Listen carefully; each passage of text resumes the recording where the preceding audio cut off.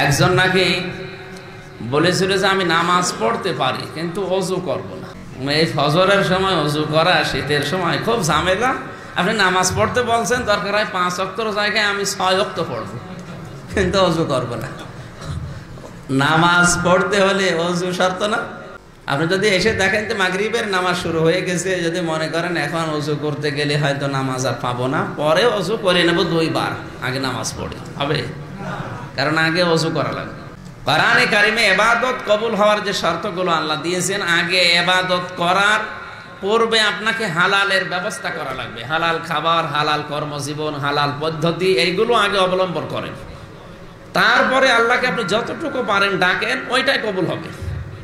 আর ওইটা না করে আপনি আকাম কুকাম যা আছে সব আল্লাহ রাস্তায় করছেন, আর শেষে যে আল্লাহকে ডাকছেন আল্লাহ আমারে মাফ করেন, না হবে না।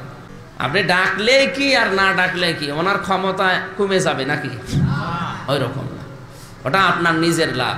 পৃথিবীতে যার প্রশংসা করা হয় তার লাভ হয়, কিন্তু আল্লাহ এই ক্ষেত্রে ব্যতিক্রম। তার প্রশংসা করলে তার নিজের কোনো লাভ নেই, ক্ষতিও নেই। লাভ ক্ষতি যা সব আমাদের।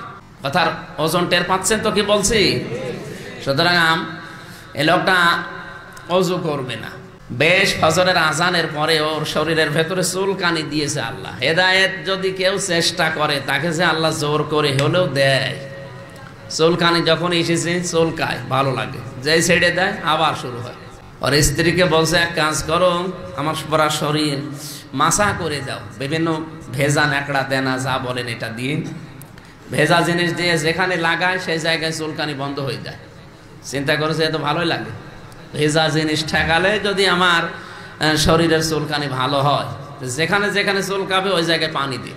পানি দিতে দিতে যা ওযু করা লাগে, যে সমস্ত অঙ্গ প্রত্যঙ্গ সব ধোয়া হয়ে গেছে। বলছে আমার তো সব ধৌত করা শেষ, ওযু করতে আর অসুবিধা কি? কারণ মানুষ এই যে লানাহদিয়ান্নাহুম সুবুলানা দিয়েছেন, সত্যি কোনো মানুষকে যদি আল্লাহ হেদায়েত দিতে চায়, ওকে রাস্তা দেখাতে হাজার হাজার রাস্তা আল্লাহ খুলে দেয়। আজকে যেন সেরকম একটা রাস্তা আমাদের জন্য উন্মুক্ত হয়। আমি মন থেকে কথা বলবো আর আপনারাও দিল দিয়ে শুনবেন, ঠিক আছে তো? দরুদ আর সালাম পাঠ করছি আমাদের নবী মুহাম্মদুর রাসূলুল্লাহ সাল্লাল্লাহু আলাইহি ওয়াসাল্লামের প্রতি, যিনি আমাদের কলিজা। 175 কোটি মুসলমানকে যদি, আমার মনে হয় যাদের ঈমান আছে, ওদেরকে যদি বলা হয় যে কলিজা কেটে মুহাম্মদুর রাসূলুল্লাহর জন্য বের করে দেওয়া লাগবে, আর ও যদি আশা করে যে আমার তো কিয়ামতের সুপারিশ লাগবে, ও বের করে দিতে রাজি আছে। ওই নবীর উপরে দরুদ আর সালাম পাঠ করলাম এই কারণে, কারণ এই শেষ, আজকে 30 তারিখ, কালকে আপনি আর এই রবিউল আওয়াল পাবেন না, আবার 1 বছর পর। রবিউল আওয়াল কিন্তু 5 বছর 7 বছর আগে তৈরি হয়েছে নাকি? কতদিন বয়স? হাজার হাজার না। সে দুনিয়া যেদিন তৈরি করে আল্লাহ ওই দিন বানিয়েছে রবিউল আওয়াল। ইন্না ইদ্দাতাশ শুহুরি ইনদাল্লাহি 12 শাহরান ফি কিতাবিল্লাহ ইয়াওমা খালাকাস সামাওয়াতি ওয়াল আরদ। সূরা তাওবা 36 নম্বর আয়াতের প্রথম অংশে আছে, অবশ্যই যেদিন আসমান আর জমিন আমি তৈরি করি, ওই দিন আমার কিতাবের ভেতরে 12টা মাসের নাম আমি আল্লাহ লিখে দিয়েছি। চিন্তা করেন, যেই দিন আল্লাহ আসমান জমিন বানায় সেই দিন তার কিতাবে, কিতাব মানে বলেন না কেন? কোরআন শরীফ। এই পৃথিবী তৈরি করারও 1000 বছর আগে সূরা তাহা আর সূরা ইয়াসিন ফেরেশতারা শুনেছিল তেলাওয়াত। আল্লাহর কুদরতের কণ্ঠে শোনার পরে তারা আশ্চর্য হয়ে বলেছিল, আফসোস করে, যা এই কোরআনের কণ্ঠ যেই কান দিয়ে প্রবেশ করবে সেই কান কত ভাগ্যবান, যে জিহ্বা এটা তেলাওয়াত করবে সেই কণ্ঠ কত ভাগ্যবান, যে হৃদয় এটা ধারণ করবে ওই হৃদয় কত ভাগ্যবান। ফেরেশতারা যারা আফসোস করেছিল, ওই আফসোস কিন্তু এখন অনেকের জীবনে এখনো আছে। কারণ এখনো অনেক জবানে কোরআন পড়তে পারি না, অনেক জবানে কোরআন দিয়ে কান দিয়ে কোরআন শুনতে চায় না, এমনকি অনেক হৃদয়ে কোরআনের কোনো অংশও নেই। ইন্নাল্লাযী লাইসা ফি জাওফিহি শাইউম মিনাল কুরআনি কাল বাইতিল খারিব। নবীজি বলেন যে মানুষের অন্তরে কোরআনের কোনো অংশ নেই, ওটা মানুষের অন্তর না, ওটা শয়তানের ঘর। কোরআনের কথা হাদিসের কথা সঠিকভাবে বলতে গেলে সমাজের যে চিত্র চলছে এখন, ও বললেও মার খাবো, না বললেও মার খাবো। সুতরাং বইলে খাওয়াই ভালো, আমরা বইলেই খাচ্ছি। এখানে যে বিষয়টা আমি বোঝাতে চাই, আল্লাহর নবী বলেন আমার উম্মত যারা দাবি করবে তারা মোষ খাটো করে রাখবে আর দাড়ি লম্বা করবে। বিজ্ঞান এই তথ্য নিয়ে গবেষণা চালিয়েছে যে নবীজি কেন মোষ খাটো করার জন্যে আর এই দাড়ি লম্বা করার জন্য বললেন।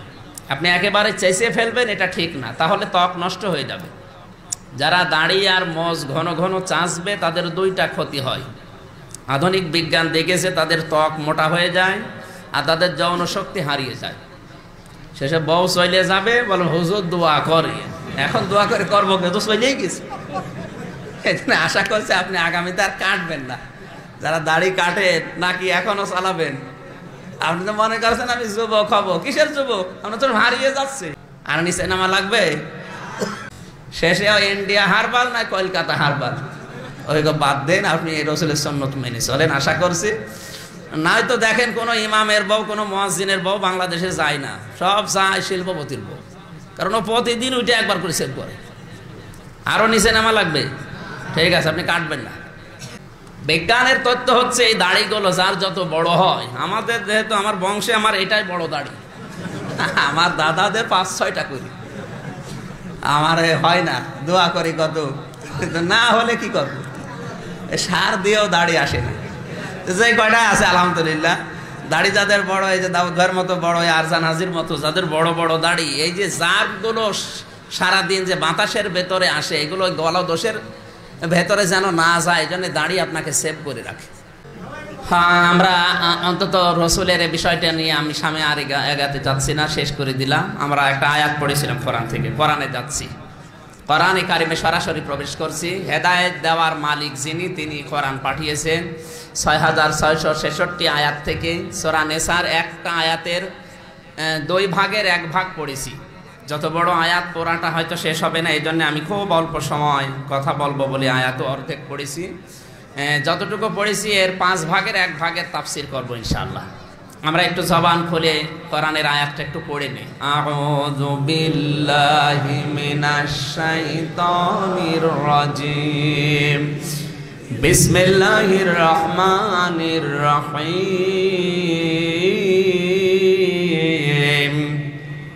ইয়া আইয়ুহাল্লাযীনা আমানু আমিনু বিল্লাহ। আল্লাহ ডাক দিয়েছেন, ইয়া আইয়ুহাল্লাযীনা আমানু, ওহে যারা ঈমানের দাবি করো। এই গ্রামে হিন্দু আছে? আলহামদুলিল্লাহ। সুতরাং এখানে যারা আছি সবাই এই আয়াতের ভেতরে। কিন্তু যদি থাকতো তাহলে এই আয়াত ওনাদের জন্য না, কারণ যাদের ঈমান নেই আল্লাহ তাদেরকে এই আয়াতে ডাকেননি। আপনি খুশি না? কারণ আল্লাহ আপনাকে ডাক দিচ্ছে যেহেতু আপনার ঈমান আছে। আপনার যদি ঈমান না থাকতো আপনাকে আল্লাহ ডাকতো না। ঈমানও কমজোর হতে পারে, কিন্তু ঈমান আছে। সুতরাং আমরা আল্লাহর এই ডাকে সাড়া দিতে এখন রাজি আছি। ডাক দিয়ে কি বলছেন? আমানু আমিনু বিল্লাহ, ঈমানদারেরা